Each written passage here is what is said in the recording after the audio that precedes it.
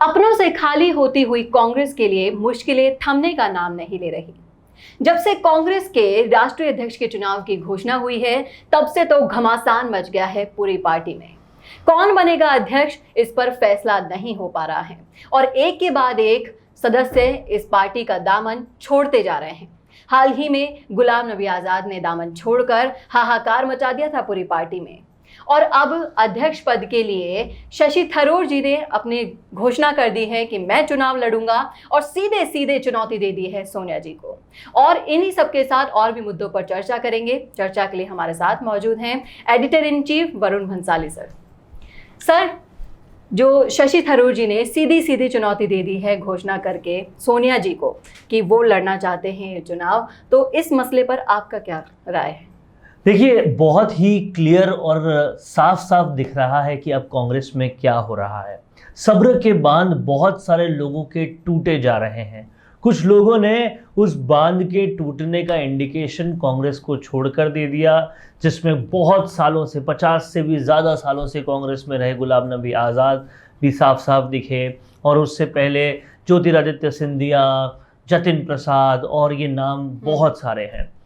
और उसके बाद मनीष तिवारी ने भी अपने बहुत सारे तेवर दिखाए कि वो भी किसी भी वक्त छोड़ सकते हैं। कपिल सिब्बल उससे पहले छोड़ते दिखे, और अब सब्र के बांध टूटने का दूसरा उदाहरण दिया है शशि थरूर ने, जिन्होंने सिर्फ अपना नाम सुर्खियों में चला दिया है कि वो ये चुनाव लड़ सकते हैं, जिससे साफ साफ ये चीज़ है कि कांग्रेस अध्यक्ष का चुनाव अभी तक निर्विरोधी होता आया था, जिसका दूसरे नाम ये है कि जो कांग्रेस का परिवार चाहता था, गांधी परिवार चाहता था, वो लड़ता और निर्विरोध डिसीजन हो जाता। लेकिन अब शशि थरूर जैसे केपेबल नेता ने, जिन्होंने केरला की सीट उस वक्त निकाली थी जब सिर्फ मोदी वेव हुआ करती थी, तो ऐसे केपेबल नेता ने जब उनके सामने कंटेस्ट करने के लिए साफ साफ एक खबरों में बात चला दी है, तो इससे साफ क्लियर हो रहा है कि सीधा सीधा चैलेंज सोनिया गांधी को दिया गया है। और अगर ऐसा हो रहा है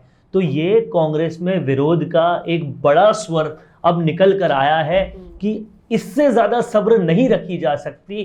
परफॉर्म हम कर रहे हैं, लोकप्रिय हम हैं, साउथ में बड़े चेहरे हैं शशि थरूर, युवा नेताओं में से भी गिने जाते हैं, और भी बहुत सारी चीज़ें हैं, लेकिन उन्हें कभी उनकी परफॉर्मेंस का कोई रिवॉर्ड मिला ही नहीं, कभी उनके इतने अच्छे करने का कोई उनको गिफ्ट मिला ही नहीं, ना कोई पद मिला, ना कोई तवज्जो मिली। और इसके लिए अब ये जो रिटेलिएशन आ रहा है वो कहीं ना कहीं गांधी परिवार के लिए बड़ा सेटबैक है, और ये साफ साफ दिखा रहा है कि अगर आप पद और कद केवल चाटुकारों को देंगे तो फिर इस तरीके से लोकप्रिय लोग निकल कर आएंगे और साफ साफ अपनी जगह बनाएंगे। जी बिल्कुल, जैसा कि अभी अभी हाल ही में गुलाम नबी आज़ाद जी ने भी अपना इस्तीफा पेश कर दिया था, कांग्रेस पार्टी छोड़ने का ऐलान जब किया था तो ये बहुत बड़ा बॉम्ब ब्लास्ट था कांग्रेस पार्टी के लिए। इसको देखकर सब भौचक्के हो गए थे, और जैसा कि गहलोत जी ने और पायलट जी ने भी अपना व्यू रखा था इस न्यूज़ पर, तो बहुत शॉकिंग न्यूज़ थी। उनके बयानों से जाहिर होता है कि उन्हें बहुत तगड़ा शौक लगा था ये सुनकर,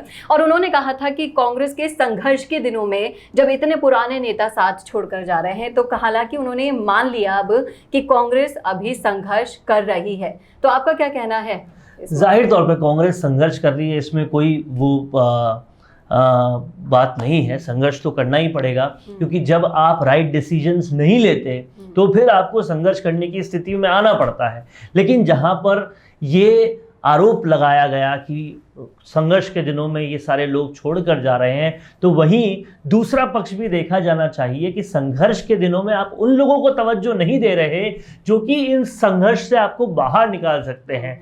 जब सचिन पायलट जैसे इंसान ने, जैसे नेता ने साफ साफ दिखा दिया, बता दिया, जता दिया कि वो 20 सीटों वाली कांग्रेस को वहां से निकालकर 100 सीटों की स्थिति में ला सकते हैं, और वो सीटें 100 से कई ज्यादा होती अगर कुछ अपनों ने दगा नहीं दिया होता तो ऐसे लोगों को आप तवज्जो नहीं दोगे तो फिर स्ट्रगल करना ही पड़ेगा। मनीष तिवारी ने साफ साफ बोला, इन्होंने भी अपने बागी रुख अपनाए थे, उससे पहले कपिल सिब्बल ने भी दूसरी जबान में बोला था।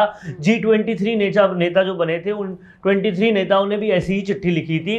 और मनीष तिवारी ने एक बात बहुत साफ साफ बोली कि जब सचिन पायलट या अशोक गहलोत या ऐसे सारे लोग स्टेटमेंट्स देते हुए बोलते हैं कि कांग्रेस ने आपको इतना कुछ दिया, आप कैसे छोड़ के जा सकते हैं, तो जाहिर सी बात है इतना कुछ दिया तो वो उनके खून पसीने की मेहनत के एवज में दिया, ऐसे नहीं दिया। और सबने मेहनत की थी, कांग्रेस कोई अकेले गांधी परिवार से नहीं चल रही, तो वो भी हिस्सेदार हैं, भागीदार हैं। वो सिर्फ और सिर्फ ऐसे ही नहीं मलाई चाटने के लिए आए हुए हैं। तो इस चीज़ को मनीष तिवारी ने बहुत साफ साफ बोला था और ये समझने वाली बात भी है। जी बिल्कुल।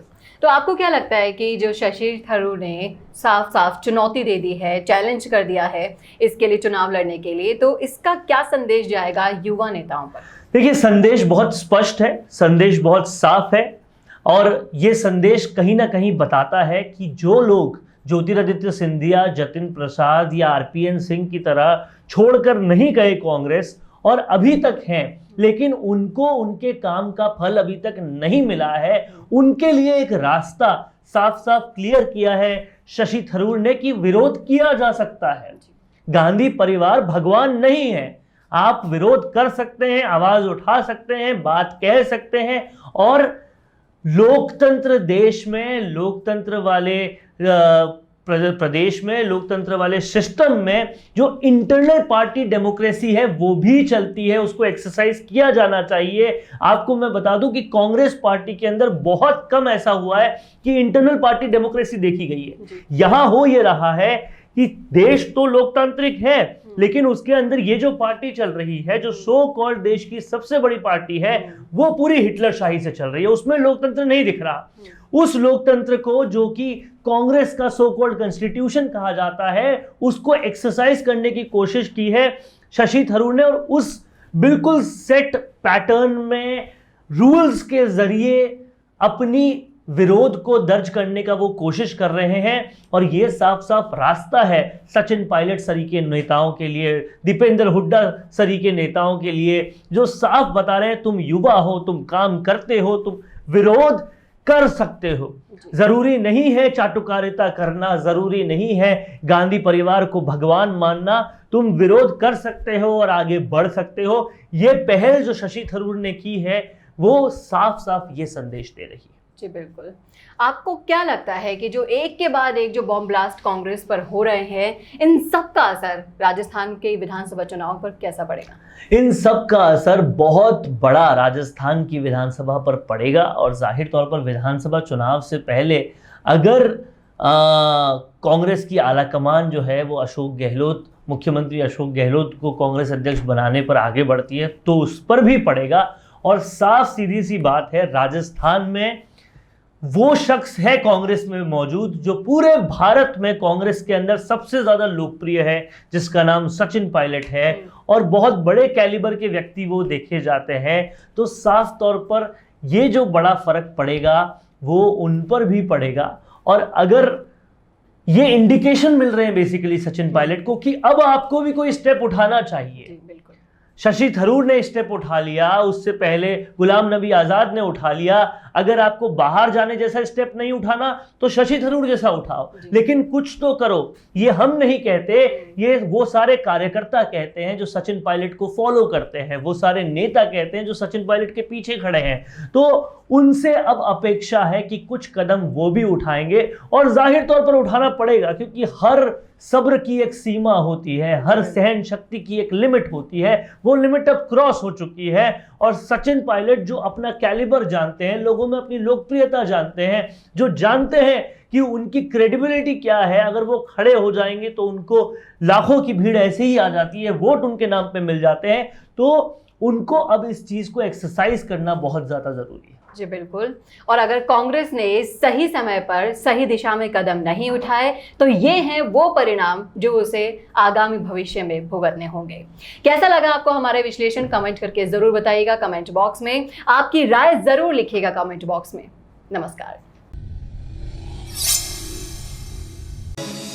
आपकी हंसी से ज्यादा क्या कभी आपको कोई खूबसूरत बना सकता है? लेकिन जब इस हंसी का ख्याल रखने की बात आती है तो हम लापरवाही कर जाते हैं। इसीलिए अपने दांतों का ख्याल रखिए और उसके लिए राजस्थान की सबसे अनुभवी डेंटिस्ट डॉक्टर नीलम माहेश्वरी को YouTube पर फॉलो कीजिए। डॉक्टर नीलम माहेश्वरी के YouTube चैनल पर आपको मिलेंगे आपके दांतों का ख्याल रखने के लिए वो सारे टिप्स और जानकारी जिसको समझना आपके लिए बेहद जरूरी है। तो आज ही YouTube पर सब्सक्राइब और शेयर कीजिए डॉक्टर नीलम माहेश्वरी के चैनल को, क्योंकि आपके स्माइल का कोई भी विकल्प कभी हो नहीं सकता।